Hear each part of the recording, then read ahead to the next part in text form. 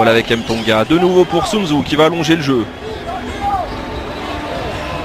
Et elle est bonne, elle arrive cette balle.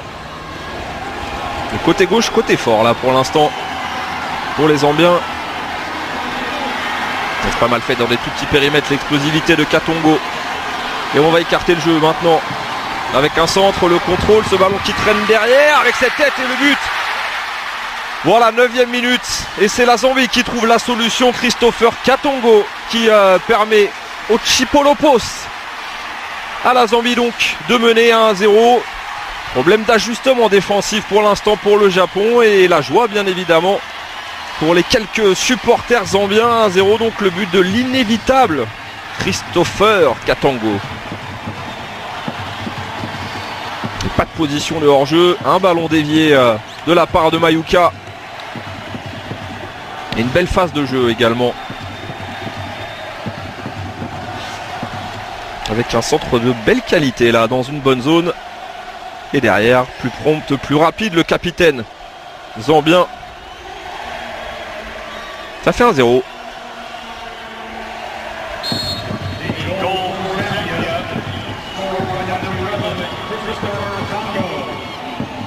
Ah, voici à l'image Félix Katongo. Autant là, il y a de la présence.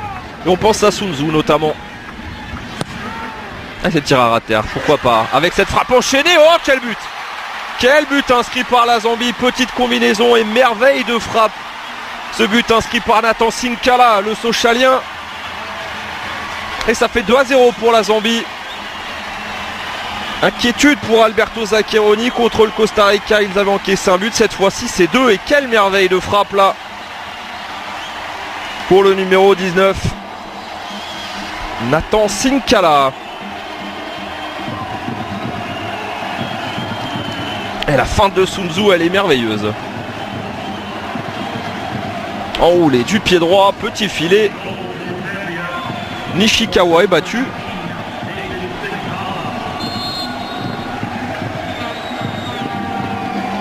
Et on voit déjà quelques petits gestes d'agacement.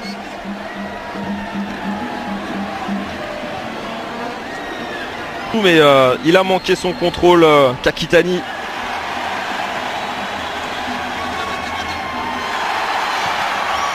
Ouais, bonne récupération là, il y a peut-être de la place, le crochet. Il n'y a pas beaucoup de solutions, si ce n'est le relais. Il fonctionne ce relais avec le centre de Kagawa, le ballon qui est dévié.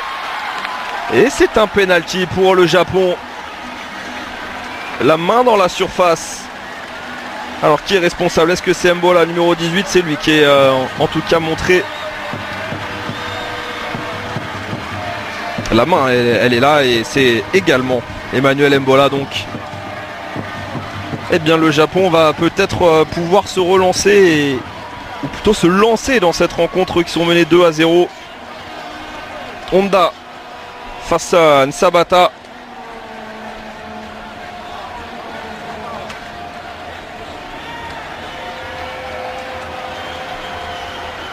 Keisuke Honda, le joueur du Milan AC de 27 ans, va prendre sa course d'élan, sa 56e sélection.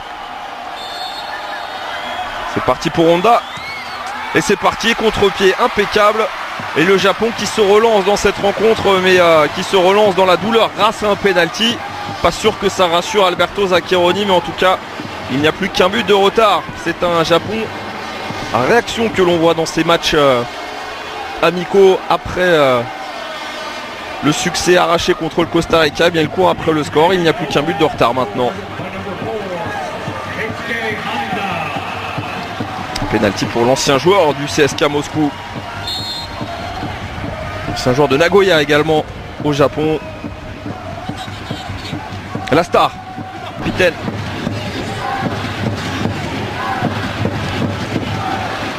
Ouais, bon décalage là sur le côté gauche avec Kagawa. Oh, le centre de Kagawa, centre directement dans les buts. Et l'égalisation du Japon, eh bien dites-moi, c'est poussif. Belle qualité de centre en tout cas de la part de Kagawa. On l'a peu vu, il a été très discret. Finalement il marque ce but et permet au Japon de revenir à 2 partout. Ça peut paraître cruel pour la Zambie, mais le Japon est de retour.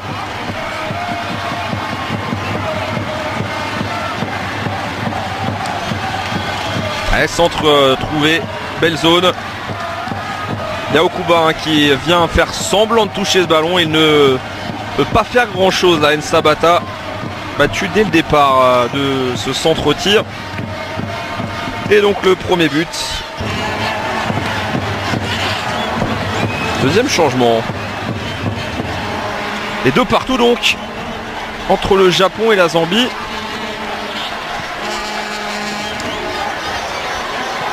Finissent mieux les Japonais là. Peut-être un élan retrouvé avec un joli geste. Oh, le but de Honda, coup sur coup. Les Japonais qui inversent complètement le sort et l'issue de cette rencontre. Honda qui vient profiter de la merveille de passe décisive de Morishiga. Et ça fait donc 3-2 maintenant pour les Japonais face à la Zambie. Et les 2 stars qui frappent coup sur coup. Après Kagawa, c'est Honda.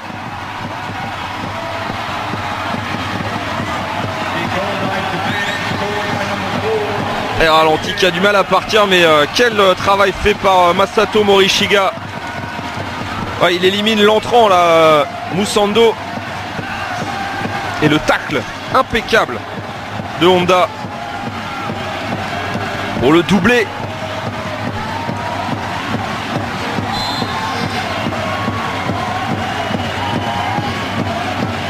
Et bien voilà comment changer le cours d'une rencontre en l'espace de 2 minutes.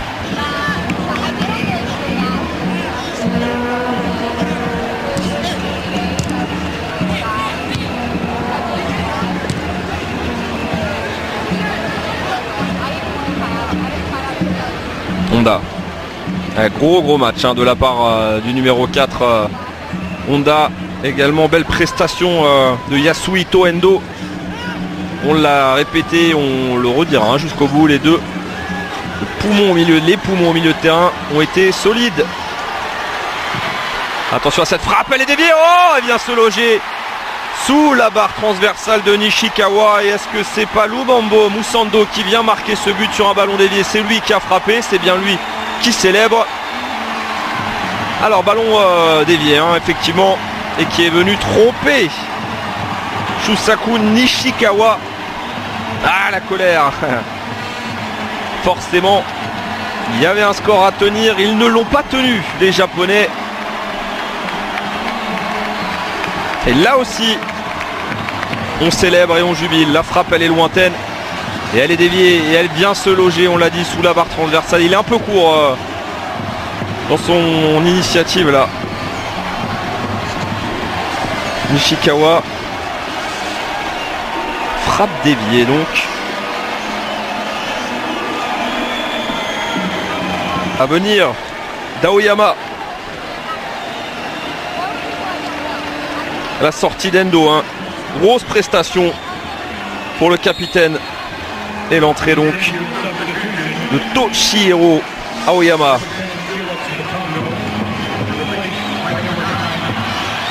Oh, pourquoi pas un 4e. Oh, incroyable. Quelle volonté pour ces Japonais. Un match finalement complètement fou avec Yoshito Okuba qui vient marquer le coaching payant de Zakironi. Il a changé ses attaquants à la mi-temps. 3 buts inscrits par le Japon en seconde période. Et ça, c'est un but qui va leur faire du bien dans les arrêts de jeu.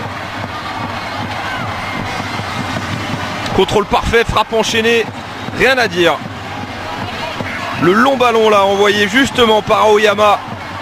Et le contrôle parfait, et c'est assez rare pour le préciser, mais Sun Tzu cette fois-ci était en retard. Il a été quasiment irréprochable tout au long de la rencontre, malgré le fait que son équipe ait pris 4 buts. Voilà le 4e buteur. Ce soir rassuré les Japonais en prenant 3 buts contre la Zambie, mais finalement ils se sont quand même imposés. Ils ont montré donc de vraies valeurs. Ils étaient menés 2-0, ils s'imposent 4-3 avec un but encore une fois comme contre le Costa Rica dans les arrêts de jeu. Un but d'Okubo qui permet donc au Japon de terminer ses phases préparatoires, ou ce 3e match de préparation, par un 3e succès.